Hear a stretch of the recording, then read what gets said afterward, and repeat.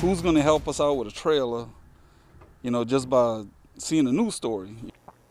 Well, as it turns out, a few people. Good evening, I'm Sherman DeSalle. We first told you last night about a St. Charles Parish family that had spent 2 months living out of tents while they waited on temporary housing.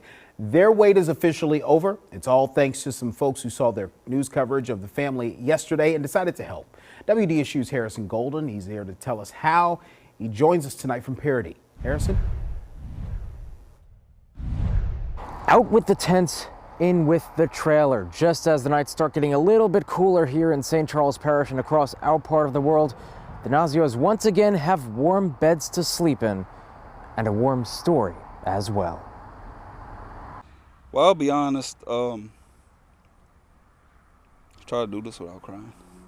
What a difference a day makes for Hippolyte Nazio. When we first met him Friday, he, his wife, and 3 kids had spent 2 months living in their front yard and sleeping inside of tents. They look at it as a big camping trip. They were still waiting on state officials to tell them whether they qualified for temporary housing.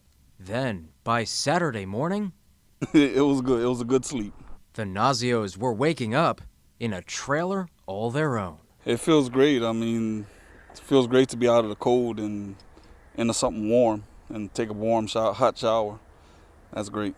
And they have Matt Rookard and some other special helpers to thank. I grew up going camping. I can't imagine being in a tent for 2 months.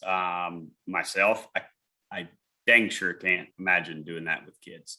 And so showing up and being able to do this, especially for the Nazios, I mean, they're just, you've seen them interviewed by now. They're just incredibly gracious people. Rookard is with the Terrebonne Economic Development Foundation. The group started giving families trailers this past week, and when he saw coverage Friday about the Nazios, he gave Hippolyte a call. Seeing the pictures just of what they were living in that tent, kind of mini tent city that they had created, I mean, it tells you that they're self-reliant. It tells you that they're trying.